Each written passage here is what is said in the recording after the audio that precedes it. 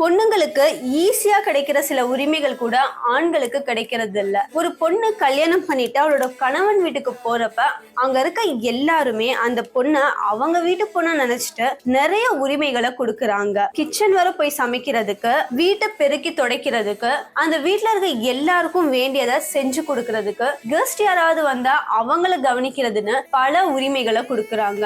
ஆனா பொண்ணு வீட்டை சேர்ந்தவங்க மட்டும் ஏன் அவங்களோட மருமகனை அவங்க வீட்டு பையனா நினைக்காம ஒரு கெஸ்ட் மாதிரி ட்ரீட் பண்ணி இந்த எந்த உரிமையுமே கொடுக்கறது இல்ல? ஒரு வீட்டுல பொண்ணு பையன் 2 பேருக்கும் கல்யாணம் பண்ணி வைக்கிறாங்க.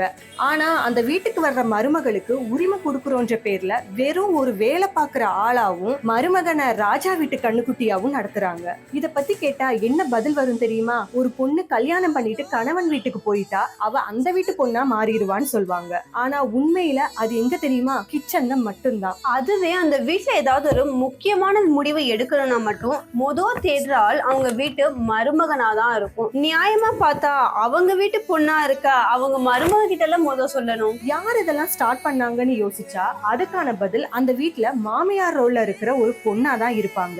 அவங்க கிட்ட இத சொன்னது அவங்களோட மாமியாரா இருப்பாங்க. மருமகனை ஒருமையில கூட கூப்பிட கூடாதுன்னு ராஜ மரியாதையோடையும் மருமகனா எப்படி வேணாலும் நடத்தலாம்னு நினைக்கிறாங்க.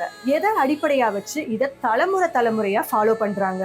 ஒரு சின்ன விஷயம் சொன்னாலே இதுக்கு என்ன ஆதாரம்னு கேக்குறோம். ஆனா எதை அடிப்படையா வச்சு மருமகனுக்கு மட்டும் முதல் மரியாதை கொடுக்கறாங்க? தான் மனைவி தன்னோட வயசான அம்மா அப்பாவை நல்லா பாத்துக்கணும்னு நினைக்கிற எத்தனை ஆண்கள் உங்க மாமியார் வீட்டுக்கு போறப்போ உங்க மனைவியோட அம்மா அப்பாவை உட்கார வச்சு அவங்களுக்கு வேணும்ன்றத செஞ்சிருக்கீங்க? அவங்களுக்கும் உங்க அம்மா அப்பா வயசு தானே இருக்கும். அன்போ அக்கறையோ கடமையோ அத கணவன் மனைவி 2 பேரும் பகிர்ந்துகிட்டாதான் அது ஒரு அழகான குடும்பமா இருக்கும். ஒண்ணு மட்டுமே எல்லாத்தையும் தியாகம் பண்ணிட்டு அவளோட உழைப்பையும் கொடுக்கணும்னு சொல்றது எப்படி சம உரிமையாகும்? சமுதாயத்துல வேணா பெண்களுக்கு சம உரிமை கிடைச்சிருக்கலாம். ஆனா பல வீடுகள்ல பெண்களுக்கு இன்னும் அடிப்படை உரிமை கூட இல்லைன்றதுதான் உண்மை.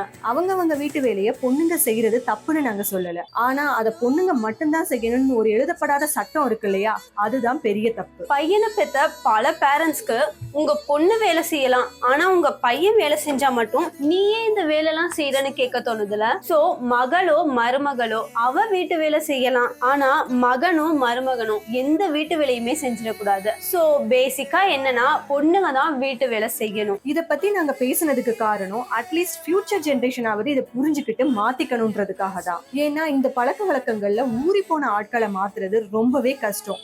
அது முடியுமானும் தெரியல. சோ இனிமே நாமளாவது இந்த மாதிரியான அடிப்படை விஷயங்களை புரிஞ்சுக்கிட்டு மாத்திக்க ட்ரை பண்ணுவோம்.